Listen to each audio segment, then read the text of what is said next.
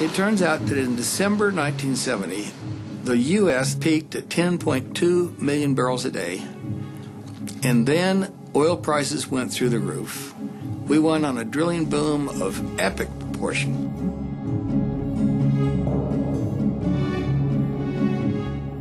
Ten years later, we were drilling and completing 4.5 times more oil wells than we were doing back when we peaked. And our domestic oil production from the lower 48 and the shallow waters of the Outer Continental Shelf had already declined from 10.2 million barrels a day to 6.9 million barrels a day. Doesn't sound terribly illogical. If we've been living on more oil consumed every year than we found for 30 years, I guess it's inevitable that sooner or later we were going to reach that. The last great frontiers of new oil discoveries turned out to be Alaskan North Slope oil, Siberian oil, and the North Sea. And those discoveries happened in kind of 1968, 69, 1967, 68, and 69.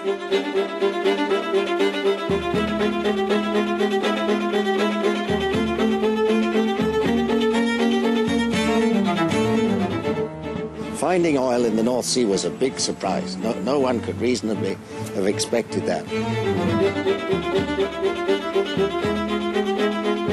Our famous Lady Thatcher came to power. She said, we want initiative and enterprise and enthusiasm and competition and all these things. And sure enough, everybody went to produce oil as fast as they knew how.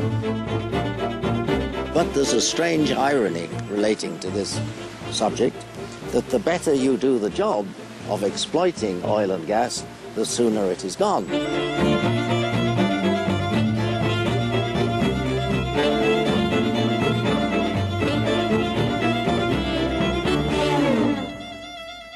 The British government now admits that it becomes a net importer next year, I think, and that it's gone in 2020. This is a huge change.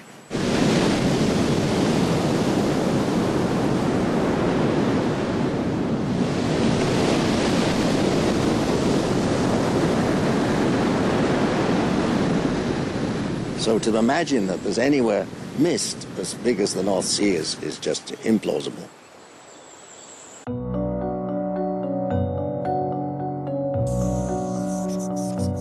As we look around the world into other countries, we see this same pattern being repeated in one country after another.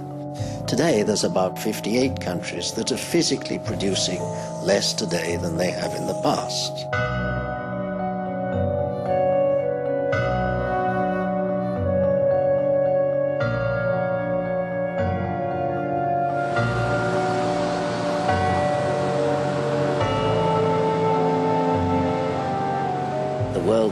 Has now been sufficiently explored for the oil industry to know now all the promising areas, all the big promising areas have been identified. We're always a drill bit away from some fabulous new territory. That's the great thing about exploration. But realistically, it's been a long, long period of time since we've actually discovered a significant new basin. I am hopeful and optimistic about the way innovation, scientific technology, and oil engineers can continue finding more oil.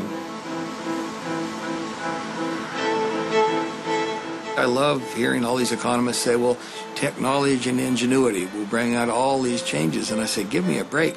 I do know oilfield technology backwards and forwards, and the blackboard is dry. And it took 30 to 35 years to develop all of these great tools. We already have fantastic technology to find oil. We have seismic surveys which are of unbelievable resolution. You can see the smallest formations in the Earth's crust. We have very advanced engineering to produce oil. And all of these great tools that ended up being great enhanced production techniques were basically super straws, just sucking the last easy oil out of the ground at faster rates. And to no extent significantly increasing the amount of oil that was going to be produced from a significant oil field. That was all myth.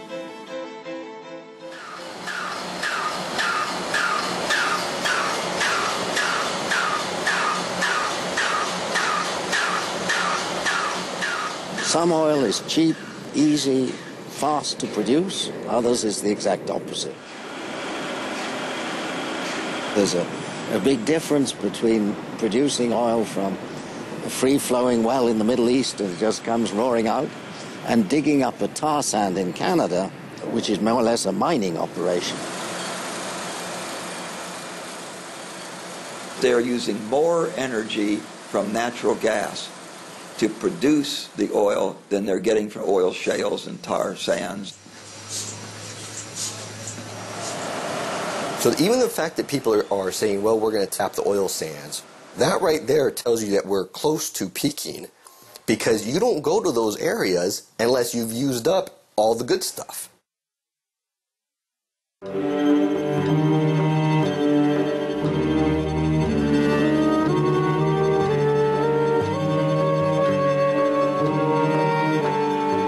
Two-thirds of the oil reserves are in the Middle East, which means basically the Persian Gulf. And that's 10 times as much as any other source.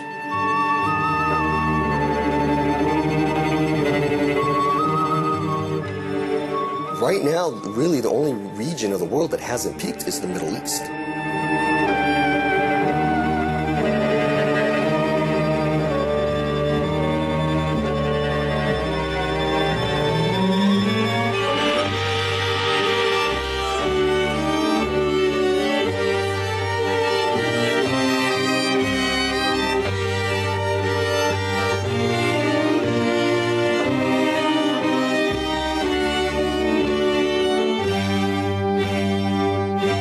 Most of the serious projections for 2030 envision the Middle East producing 51 million barrels a day.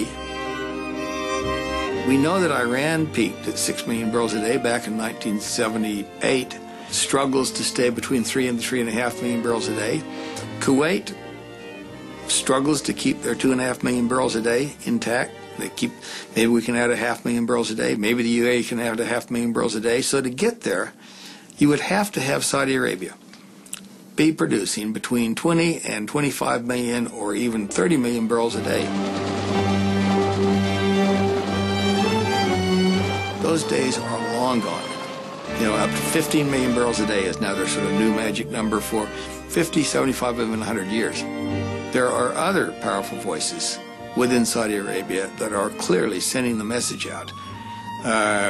12 million barrels a day, yeah, that's probably okay, but we really shouldn't even think about producing any more than that, ever.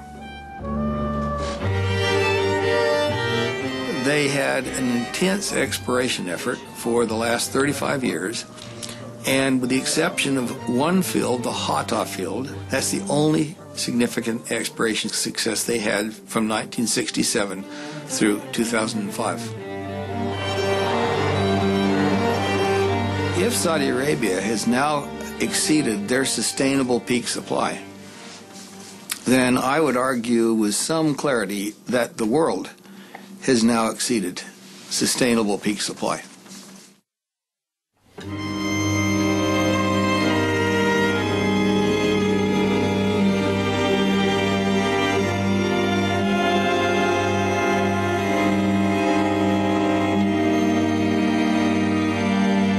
When you reach the peak, you're at the top of the mountain.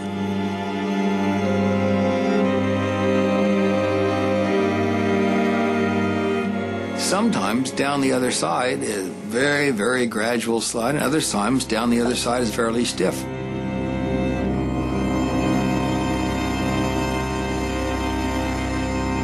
What really matters, and matters enormously, is the view that comes into sight on the other side of this peak when we see this long, relentless, remorseless decline heading off into the valley. The point is that the whole world has got used to this growing side of the mountain range, has to face the opposite side.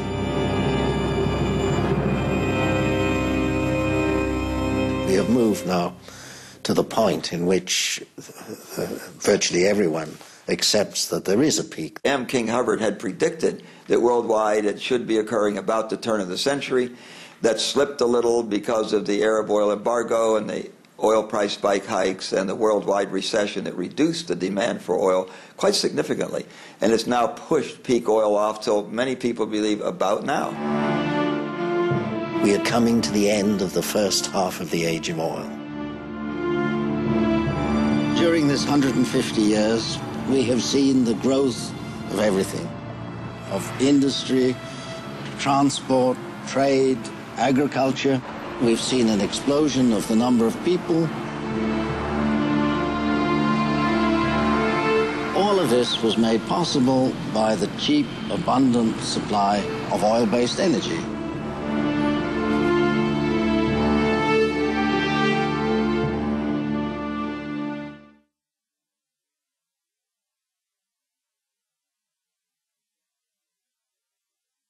Demand is on the march, and supply is flattening out. You will have to supply, if you want to meet the demand, from the current level of 80 million barrels a day to 120 million barrels a day in year 2030. But in order to meet that profile, you would have to add new oil in the amount of 200 million barrels a day, because a lot of that new oil will have to go to compensate for depletion of existing wells.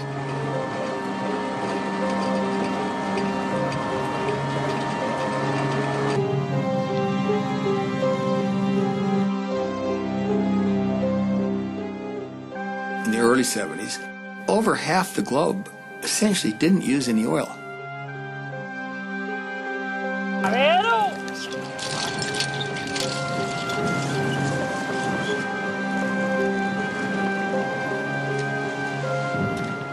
The only serious oil consumers were Europe, not an awful lot in Japan, the United States, Canada, and the former Soviet Union. Africa didn't use any oil of any volume. Middle East didn't use any oil. None of Asia used any oil other than Japan. Today, Papua New Guinea hardly uses any oil. There's probably 2 or 3 islands in the South Pacific that don't use any oil. Everybody else is hooked on trying to create a society that looks like us.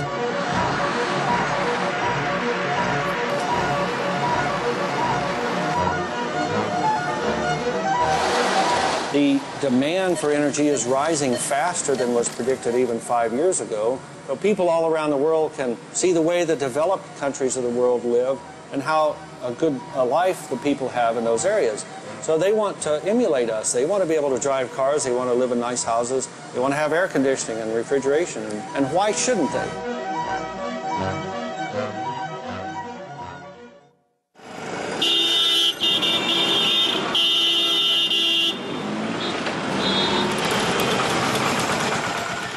Demand for energy will only increase as India's standard of living rises, its economy becomes even more diverse and dynamic, and it continues to narrow the gap with more developed nations.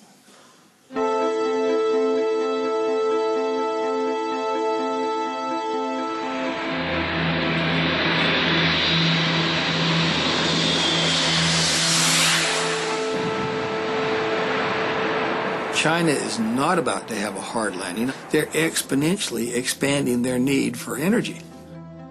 And they're just getting started.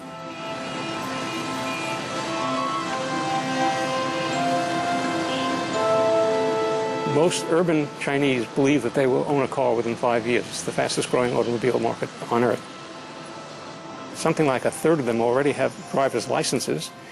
And so the demand for oil and for gasoline in China is really going to take off.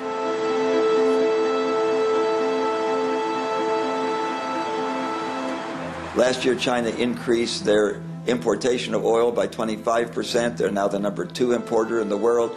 They increased their use of oil. I read a figure, 14.7%. I don't know how you get that precise. But that's very consistent with an economy that's growing at 10% a year. And by the way, a 10% growth rate doubles in 7 years. 4 times bigger in 14 years, and they're requiring more and more energy. China and India are kind of getting to the party when the glass is literally half empty at this point. So they're going to have to fight with the rest of us to get what's left.